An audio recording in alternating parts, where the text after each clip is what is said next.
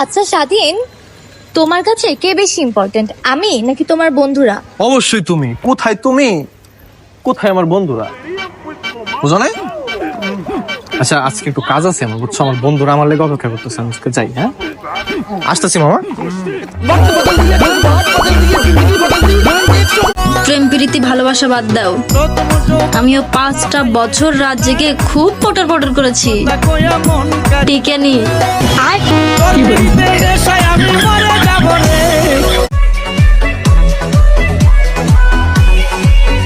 এখন কি জামানা আসলো রে ভাই, ছেলেরা বাংলাদেশি মেয়ে না চাইয়া রাশিয়ান চায়।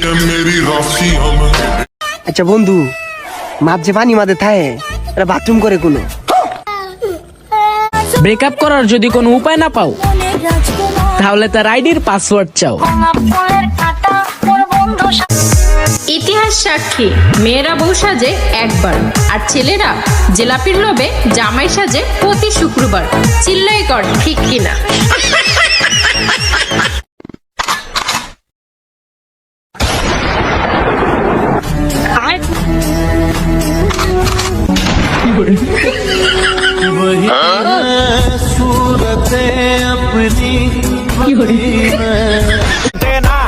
তুমি আজকে আবার জামা পরে আচ্ছা কি হচ্ছে? তোমাকে 100 দিন কইছি আমি, তোমাকে জামা পরে আনাও ভালো লাগে না, শাড়ি পরে কত সুন্দর লাগে। লাগবেই তো, ওটা যে খুলতে সুবিধা হয়।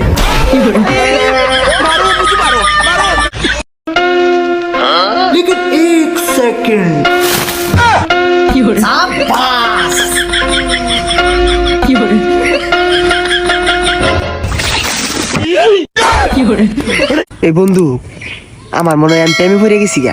আরে কি কস বন্ধু? আরে ওই যেদিনকে তোর লগে গেলাম দেখলি না, একটা সেরি আমার দিকে আসতেছে। ওই দিন তো তোর প্যান্টের চেন খোলা আছে। আমাকে কেউ পাত্তা দেয় না, বিষয়টা এমন না। আসলে আমিও যদি তোমার মতো দয়াল হইতাম, তাহলে একটা না, আমারও 12টা থাকতো। নারীদের কাছে টাকা আসলে সবার প্রথম তারা তাদের ঘরের জিনিস বদলানোর চেষ্টা করে, আর পুরুষদের কাছে টাকা আসলে তারা তাদের শখের নারীকে আগে বদলায়।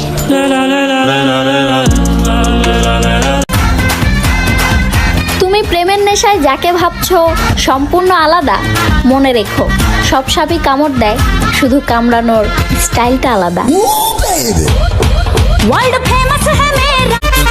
কতজনকে ভুলে গেছি হিসাবের বাহিরে, আর তুমি কোন বাল যে তোমাকে মনে রাখতে হবে?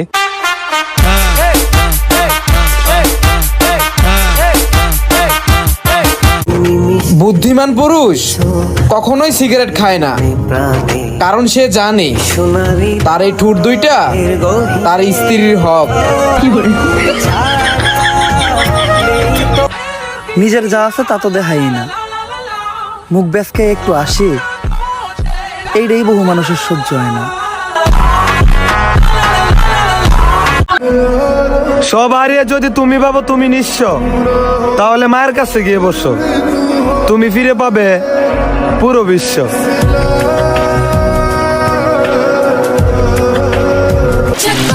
বাড়ির বউ যদি কথা বলে পয়েন্টে পয়েন্টে, শ্বশুর বাড়ির লোকজনের ব্যথা লাগে জয়েন্টে জয়েন্টে।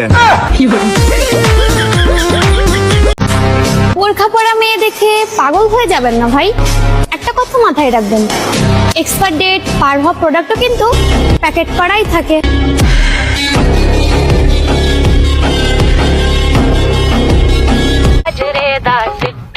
আমি বুঝে পাচ্ছি না, আমার জন্ম নিবন্ধন পত্র কৃষক বানান লাগবে।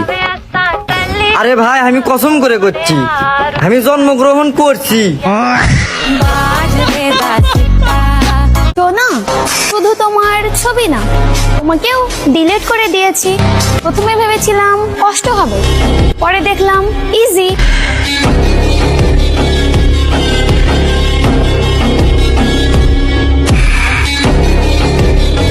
আমি 4 আনা 8 আনা লাভার নই, পুরো 16 আনার।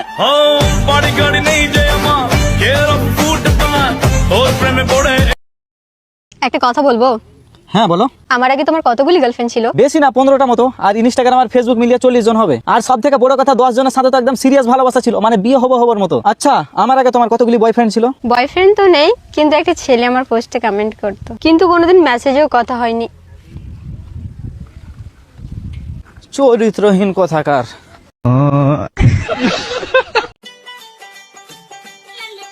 আচ্ছা, তুমি আমার ছোট ছোট কথা রাগ করো কেরে? আর আমাকে হোয়াটসঅ্যাপে ব্লক দিছো কেরে? ব্লকটা ছোটাও। ব্লগ ছুটাতে পারবো না, আমি আর আপনার সাথে রিলেশন রাখতে চাই না, আমার ব্রেকআপ চাই। আরে খাসন্নি, তুই তো আমার বিয়ে করা বউ। আমি তো ভুলেই গেছিলাম। শত্রু হলে তো প্রতিশোধ নিতাম, কিন্তু যারা আমার ক্ষতি করেছে তারা আমার ভীষণ কাছের মানুষ। মাইয়ার ঠোঁটের নিচে অনেক তিল, তার দিছে অনেক কিল, মাশাআল্লাহ তার গানে অনেক ছন্দ। আস্তাগফিরুল্লাহ বলে ভয় শেষ করলাম, কারণ মায়ের চরিত্রে পাইছি গন্ধ।